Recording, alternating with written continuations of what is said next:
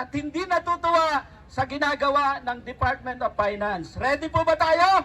Handa po ba tayong magingay? Okay, bibilang kami ng 5 at tayo ay magsisimula sa ating noise barrage. 1, 2, lahat ng pwedeng paingayin. 3, 4, 5. Yan.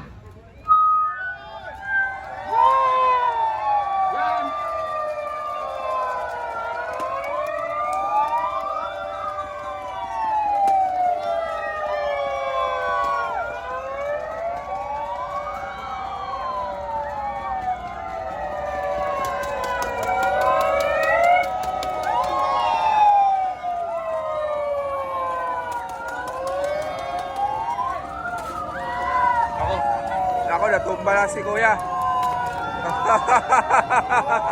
Natumba na. High blood na si Kuya eh.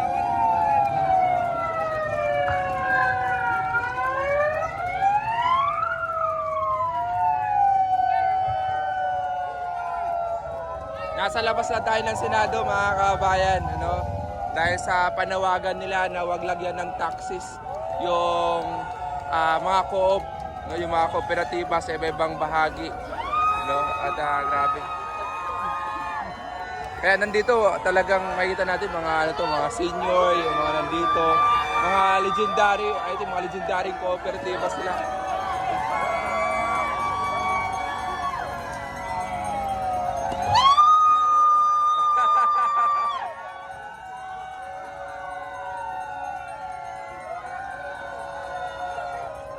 Okay na po. Yan po. Thank you so much, ACCT TV. Shout out sa inyo. Take care always.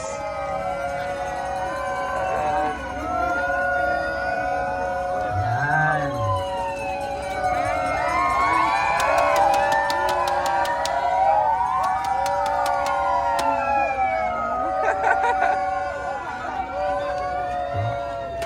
Salamat po. Maraming salamat. Palakpakan po natin yung ating mga sarili dahil malinaw po yung ating mensahe sa mga senador na nasa loob, gayon din yung ating mga kasamahan na leader na ang hinihingi natin ay dapat maging positibo sa ating kahilingan at hindi dapat baliwalain yung pagpunta rito ng mga kinatawan o kilusan ng mga kooperatiba dahil nabanggit din kanina, ilang buwan na lamang magkakaroon na ng ano po?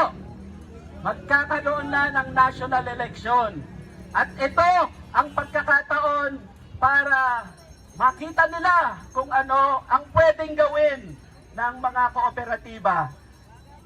Sa punto pong ito, palakpakan din po natin yung ating mga kasamahang pulis na nagbabantay dito para patuloy na mapayapa nating maitao sa pagkilos na ito.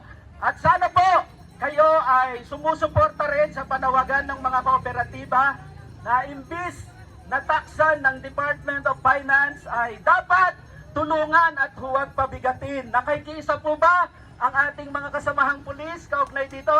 Yes! Yan, hindi yata sila sumagot ano.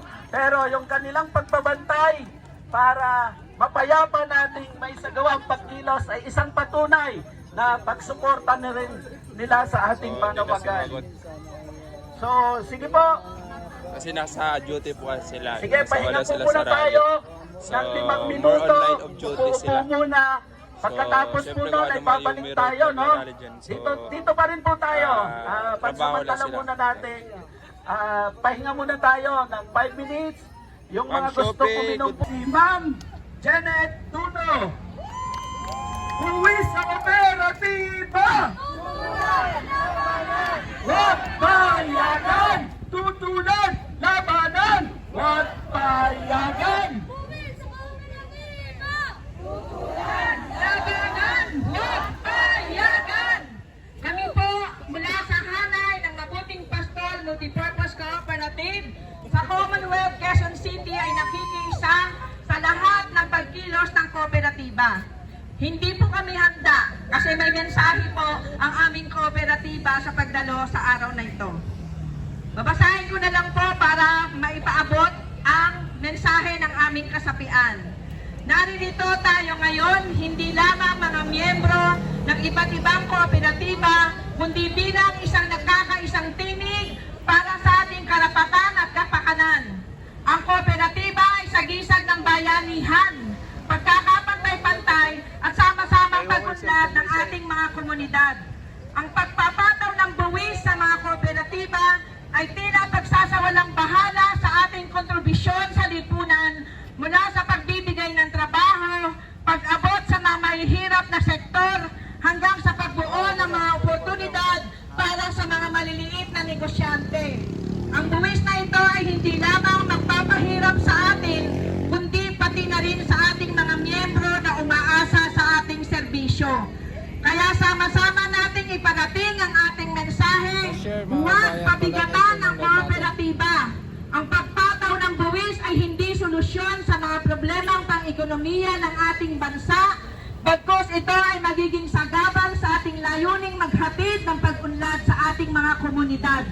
Hiling namin ang pagkilala at paggalang sa ating mga kooperatiba bilang mahalagang bahagi ng ekonomiya at lipunan.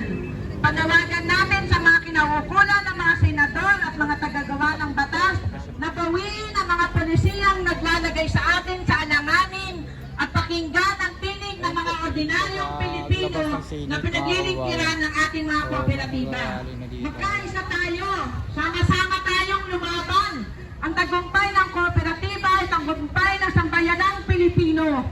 Mabuhay ang kooperatiba at mabuhay ang pagkakaisa.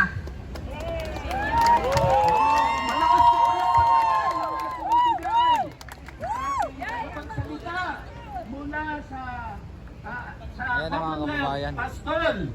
So, mabuting pastol pala. Pastol lang sa banggit ko po. So, sige po. Habang inaantay Kabilaan ng nagrarally mga mayroon dito sa kabila. Ayan po. Mayroon din dito. sa dialogue. Marami dito mga kababayan. Ayan o. Bigay. Sandali dyan, ano ba? Para mas maano naman tayo. Hindi lang tayo puro gali. Di ba? Baka meron naman kasing hindi na papasalasin, no? Yung malakas ang loob na magbigay ng ano para makakumalaka. So, meron mo ba? Malamang wala. So, ang pinaglalaban nila is marunong co-op. gumanda dyan. Ayan o. Magbigay ng ano, no? Do not tax. Ayan. Huwag daw. Ano ang pinaglalaban nila, Mr. Vlogger? Yung sa co-op, dapat daw walang tax. Ayan o, do not tax. Ayan o, no to tax. Para sa mga co-op. Yung mga pinaglalaban nila mga kababayan. So hindi kayang lusawin ang init ng panahon na yan, no? Yung ating paninindigan. Oo, para itulak natin at Okay, share tutulan yung live yung natin, ginagawa kababayan. ng Department of Finance. Di po ba? Nasabi nga ng ating huling tagapagsalita, huwag namang pabigatin ang kooperatiba. Dahil kahit ang kooperatiba naman ay kailangan niya rin na bigyan ng atensyon yung kanyang mga programa, di po ba? At hindi solusyon ang pagtatax. Ang dapat i-tax ay yung mga malalaking korporasyon, di ba?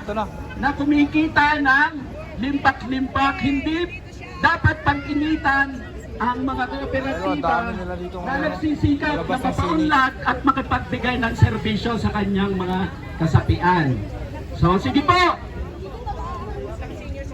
Meron po bang meron po bang pwedeng magbigay ng kanta, awit, sayaw, tula?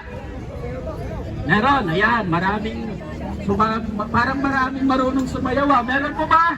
So, taas lang ang kamay, Sige po, kung wala po, tuloy po natin. Tinatawagan naman po natin, parang Mami, pwede matanong ano pong kwan nyo, panawagan nyo sa ating mga senado? Sa senado. Tutulan ang pagbubuwi sa kooperatiba. Yan, so mga kababayan, so tutulan niya ang mga buwis sa mga kooperatiba na binabawasan. Ayan po. Okay naman yan, proposal na sa gobyerno. approve niyan kung payagan o hindi. Opo, Kasi for the longest time, walang buwis ang kooperatiba. Kasi nga, parang ito yung social entrepreneurs ng gobyerno. Pero and yet ngayon, pinawawalang bahala na at gusto nang lagyan ng buwis. Ano, dahil kulang na yung nakukurakot nila. Kaya kailangan na ng kooperatiba na ano. ayan mga kababayan. So si ate, ang isa sa mga nagsalita dito sa kooperatiba. Sa Baguio, we came all the way from Baguio to support this Senate Bill 2811. So, let's pass the Senate Bill 2811, strengthen the tax exemption for cooperatives. Mabuhay! Hagap! So yan ang panawagan niya. Yan, sige, magtulungan po tayo mga kooperatiba dito sa Pilipinas para naman po ay mapaunlad natin ang ating komunidad. Kasi po, itong pag-tax ay tinataksan din po yung mga share capital, mga binibigay po na pangkapital nitong mga maliliit, pati yung mga bata ay hindi po pwede yan. So, okay, let's go on to strengthen the tax exemption for cooperatives. Thank you and good afternoon to everybody. Mga kababayan. So, dito, Salamat po, Sir Jerry, sa iyong Ito, mensahe. So kung maaari po, itaas marami natin sila. ang ating mga panawagan para mabasa po natin.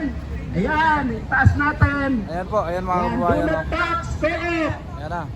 Share yung mga kababayan yung live natin. Co-ops build a better Like and share mga world. kababayan. Ayan. Subscribe na isa. Ano pa?